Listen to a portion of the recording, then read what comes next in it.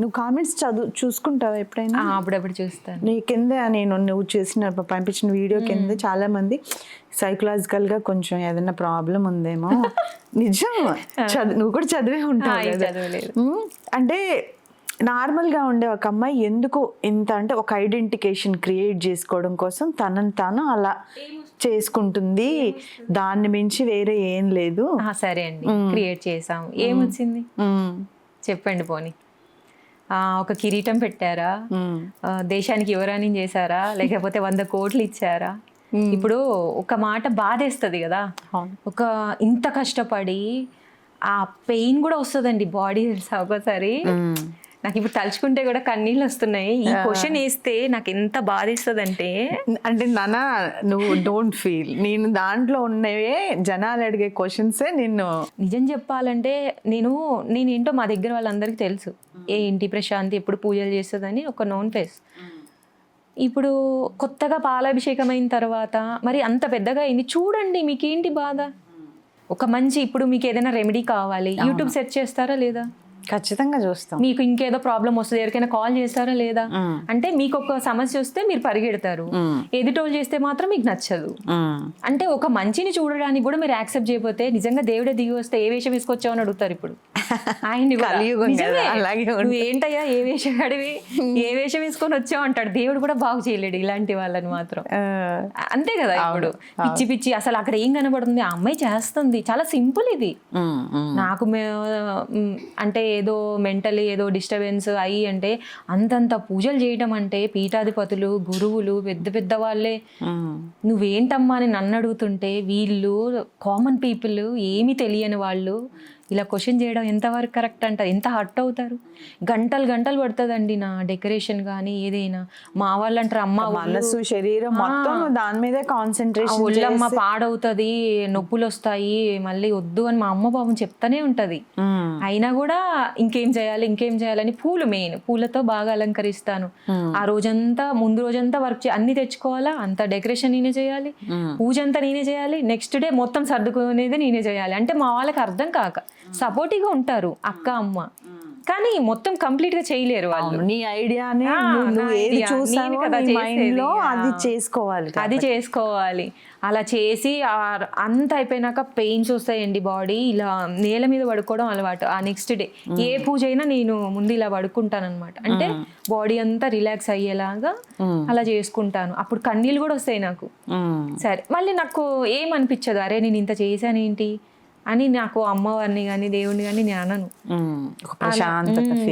అంతే కాసేపు రెస్ట్ తీసుకుంటే సరిపోతుంది కదా అని మళ్ళీ నార్మల్ అయిపోతాను. మరి ఆ స్ట్రెంగ్త్ ఎక్కడి నుంచి వస్తుంది? దైవ బలం లేనిది ఇవన్నీ జరుగుతాయా? ఇలాగే కాదండి, రకరకాలుగా మాట్లాడతారు. ఒక కామెంట్ పెట్టే ముందైనా, ఒక మెసేజ్ మాట్లాడే ముందైనా వాళ్ళు అసలు ఏం అర్థం చేసుకుని అంటారు అంటే హైప్ చేసుకోవడం అంటే అదే దేవుడు ఏమైనా కమర్షియలా? కాదు కదా. మనకి కనిపించే బిజినెస్ లో ఎన్నో చేస్తారు, ఇలా చేసాము అలా చేసామంటే అది కమర్షియల్ అవుతుంది. కనిపించని దేవుడిని ఎట్లా కమర్షియల్ అంటారు మీరు? పైనుంచి దిగొస్తాడా? ఒకవేళ నేను చేయడం వల్ల ఇప్పుడు ఇక్కడికి వచ్చేసి తీసుకెళ్లి అంగమ చేస్తారా? కాదు కదా. దేవుని చేరుకోవటం ఎంత కష్టమైన పని. ఇలా మెసేజ్ పెట్టే వాళ్ళకి మాత్రం నేను చాలా హర్ట్ అవుతా అండి. ఒక్క మాట. ఎవరైనా ఉన్నారా ప్రశాంతి మీ ఇంట్లో ఇంతకు ముందు ఇంతగా పూజలు చేసేవాళ్ళు? ఇలా కూడా అడిగారు. ఫోర్ ఫాదర్స్ కానీ అసలు అటు తరాల్లో ఇటు తరాల్లో అసలు మామూలు పూజలే తక్కువ అందరూ. ఇప్పుడు ఎక్కువైనాయి కానీ ఒకప్పుడు అయితే లేవు. వాళ్ళు కాబట్టి అసలు ఇంత లేదండి. వాళ్ళకేదో చిన్న పండుగలప్పుడు ఏదో ఎప్పుడో దీపం పెట్టడము అలా ఉండేది.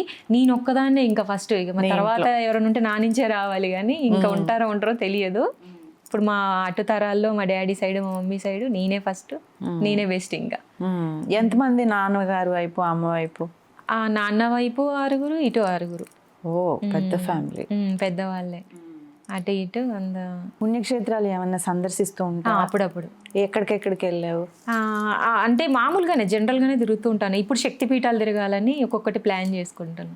ఓకే. కామాఖ్య వెళ్ళొచ్చాను, జోగులాంబ, ఇంకా ఉన్నాయి కదా శక్తిపీఠాలన్నీ తిరగాలి అని చెప్పేసి. జనరల్ గుళ్ళు అంటే హైదరాబాద్లో ప్లస్ ఖమ్మంలో వెళ్తాను తప్ప ఇంకా వేరే వాటికి వెళ్ళను నేను. నా ఇల్లే ఒక దేవాలయం అండి. నేను చేసే పూజలే పెద్ద పెద్ద పూజలు ఉంటాయి. సో ఇప్పటికీ ఈ శివయ్యని ఈ కార్తీక మాసంలో చేశాను కదా. లాస్ట్ 2 years బ్యాక్ కూడా నేను మహాలింగార్చన చేశాను నవంబర్లో. చిన్న శివయ్యని చేశాను. ఆ శివయ్యని నేను ఇప్పటికీ మట్టి శివుడిని పూజించుకుంటున్నా ఇంట్లో. ఇప్పటికీ మట్టి శివుడే. ఆయన మళ్ళీ నేను 2వ సారి శివయ్యని చేయాల్సి వచ్చింది. ఆయన్ని చెయ్యడము, అలా లిఫ్ట్ చేసి వాళ్ళని ఎత్తుకోవడము. 30 to 40 kgs ఉన్నారండి ఆ రోజు. ఆ వెయిట్ కదా, మట్టి తడితో. అది డ్రై అయిన తర్వాత 1 month అంతా ఉంచుకున్నాము. చిన్నగా అయిపోయాడు, కొంచెం తగ్గాడు, బరువు కూడా తగ్గాడు. కానీ ఆ రోజు ముందు రోజే కదా, లేపలేవు అన్నా కూడా ఇలా లిఫ్ట్ చేశాను, ఇంకా భుజం మీద పెట్టుకొని. ప్రభాస్ లాగా లేడీ బాహుబలి అంటున్నారు. ఇదైతే వచ్చిందండి. అవునా? ఆయన తర్వాత నువ్వే, ఇంకా ఎవరు లేరు అసలు. ఎంత బాగా చేశావు. ఖమ్మంలోనే చేశారు. ఖమ్మంలో మా ఇంటి ముందే స్టేజీ వేసుకొని వస్తారా? అక్కడ ఉన్న అందరూ వస్తారండి. అందరూ మంచిగా వస్తారు, అందరూ మంచిగా ఉంటారు అక్కడ. వాళ్ళందరూ మంచి కార్యక్రమం కాబట్టి బాగా అండి. మా ఖమ్మం వాళ్ళందరూ మంచిగా ఏ పూజ జరిగినా అందరూ అటెండ్ అవుతారు, మంచి హెల్ప్ చేస్తారు. మా దాంట్లో వాళ్ళైతే మేము పిలవకుండానే వచ్చి హెల్ప్ చేస్తారు వాళ్ళు. ఏ పూజ అయినా పాపం ప్రశాంతి, పెద్ద పెద్ద పూజలు ఉంటాయి, మా సాయం కావాలని వాళ్ళే వస్తారు. చాలా బాగా అనిపిస్తుంది. మా దగ్గర కూడా అందరూ మంచిగా ఉంటారు. ఏ ఏజ్ వాళ్ళ ఫ్రెండ్స్ ఉన్నారు ప్రశాంతి నీకు? అందరూ. ఇప్పుడు ఏజ్ తో పని లేదు మనకి. ఇప్పుడు ఏజ్ తో పని లేదు. డిగ్రీ చేసావు కదా, ఆ ఏజ్ పిల్లలు ఒక గ్రూప్ ఉంటది కదా కామన్ గా చదువుకునే ముందు. వాళ్ళు వస్తూ ఉంటారు నీ దగ్గర? అందరూ వస్తారు. ఏం మాట్లాడుకుంటారు వస్తే? పూజల గురించి చెప్తారా? లేదండి, జనరల్ లైఫే. ఇప్పుడు మీరు ఎలా ఉంటారో నేను అలాగే ఉంటాను. సినిమాకి బయటకు వెళ్దామా, గప్చిప్ తిందామా, అన్ని ఉంటాయి. నేనేమి మూల కూర్చోను. నేను నా లైఫ్ లోకి అమ్మవారు నా జీవితంలోకి ఎంటర్ అయింది. మనం వెతుక్కుంటూ వెళ్ళింది కాదు. నేను చేసే భక్తి మెచ్చిందో, మరి నా బుద్ధి మెచ్చిందో, నా మనసు నచ్చిందో, నా పని నచ్చిందో. చాలా పాజిటివ్ గా ఉంటావట కదా? బాగా చాలా స్ట్రాంగ్ నేను ఆ విషయంలో. అంటే ఏదైనా కూడా పాజిటివ్గా ఆలోచించాలి. నెగిటివ్ ఉన్నా కూడా పాజిటివ్గా ఆలోచిస్తే అది పాజిటివ్ అవుతుంది అని చెప్పి నేను ఎవరికైనా మోటివేట్ చేసినా అలాగే చెప్తాను. ధైర్యం. వస్తూ ఉంటారా ఏమైనా సలహాల కోసం?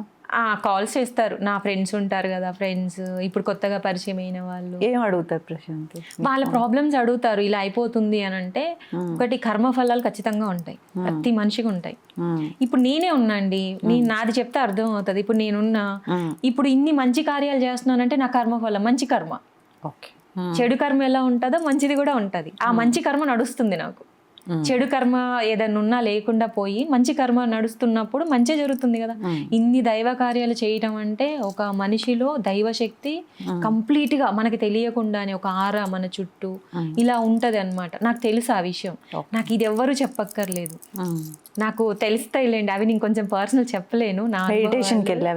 లేదు, అయ్యో నేను చాలా నార్మల్ పీపుల్ అండి. ఎలా అంటే మంచిగానే ఇంట్లో పని చేస్తాము, మూవీస్కి వెళ్తాము, షాపింగ్స్, బయట తిరగడము, మా పండుగలు వస్తే డాన్స్ చేస్తాము, వినాయక చవితి అప్పుడు డాన్స్ చేస్తాము, అన్నీ ఉంటాయి. నా లైఫ్ నాదే. బట్ నా లైఫ్ లో ఒక పార్ట్ అనేది అమ్మవారు. అంటే పూజలు చేయడం, దైవ కార్యాలు చేయడం, ఈ సమాజానికి ఏదో చెప్పాలనుకోవడం. ఇప్పుడు నేను ఈ మాట ఎందుకు అన్నానంటే, ఇంతకు ముందు అనలేదు సమాజం గురించి, కానీ నాలాగా నేను చేస్తుంటే మారిన వాళ్ళు, నాకు చెప్పిన వాళ్ళు, నేను మారాలని చేయలేదు, చూడండి అని చేశాను. అదేమైంది, అది మార్పుకి దారి తీసింది. సో చాప కింద నీరులాగా ఇంతకు ముందు పాలాభిషేకం ముందు యూట్యూబ్లో అన్ని పూజలు అలా వచ్చేవి కావు. నేను ఎలా చేస్తాను, నేను ఎలా డ్రెస్ చేసుకుంటాను, నేను ఎలా రెడీ అవుతాను, ఈమె జ్యువెలరీ ఎలా పెడుతుంది, ఈమె వీడియోలు ఎలా తీస్తుంది, పువ్వుల అలంకరణ ఎలా, ప్రతి ఒక్కటి రిలేటెడ్. నేను ఇప్పుడు ఇంటర్వ్యూలలో ఎలా మాట్లాడాను అనుకోండి, వాళ్ళ అంటే ఓన్ వాయిస్ తో చేస్తారు కదా, రిలేటెడ్ గా మాట్లాడడము. అమ్మవారు పువ్వులు అడిగితే ఇస్తుంది. ఇది ఒకటి స్పెషల్. ఎస్, నేను అదే అడుగుదాం అనుకున్నాను. ఒక పూజ అయిపోయిన తర్వాత ముందే ఒక వస్తుంది సిగ్నల్ లాగా.